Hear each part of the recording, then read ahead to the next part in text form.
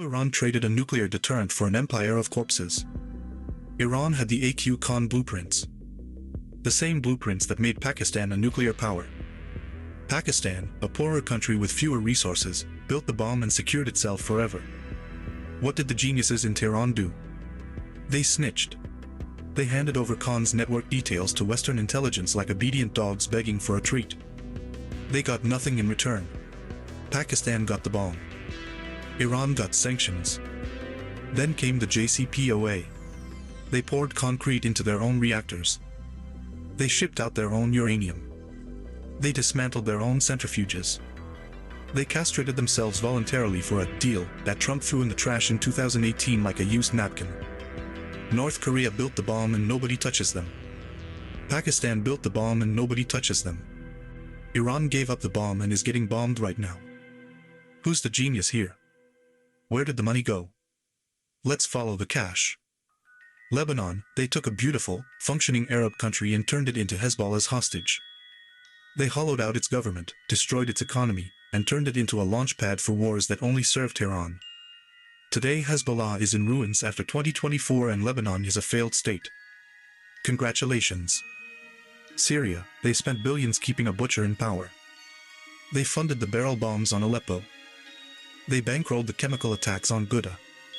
They imported Afghan and Pakistani Shia mercenaries to slaughter Syrian families in their own homes. 500,000 dead. 12 million displaced. Ancient cities turned to rubble. And for what? Assad is gone anyway. Iraq, they unleashed death squads with names like Kataib Hezbollah and Asaib al-Haq on Iraqi civilians. They ran torture prisons. They ethnically cleansed Sunni neighborhoods in Baghdad. They turned the cradle of civilization into a sectarian hellhole. Iraq, a country that should be one of the richest on earth, is a broken mess because of IRGC meddling.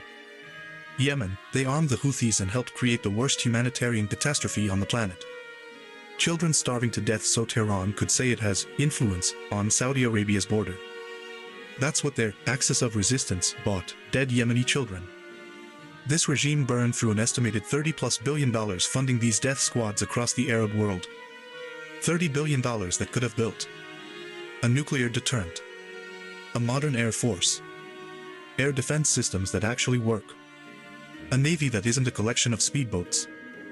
Now the bill has come due. American B-2 bombers and Israeli F-35s are flying over Tehran unopposed. Unopposed. After 45 years of revolutionary rule and all that oil wealth, they can't even put a fighter jet in the sky. Where is the axis of resistance now? Hezbollah, decapitated in 2024, finished. Assad, gone. Iraqi militants, hiding.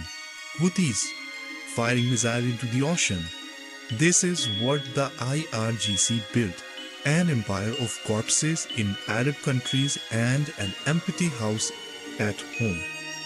The supreme leader of Iran, sitting on the fourth largest oil reserve on earth, is watching cruise missiles light up his capital because he chose to spend his nation's wealth on giving Arabs in countries that were never his. The Iranian regime didn't resist anything. They served Israeli interest by destroying the Arab world for 30 years. They were the wrecking ball.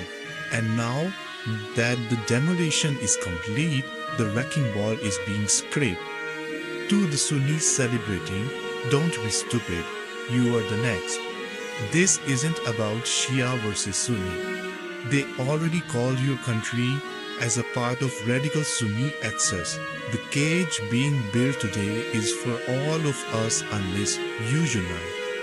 Iranian Muslims deserve better than these criminals.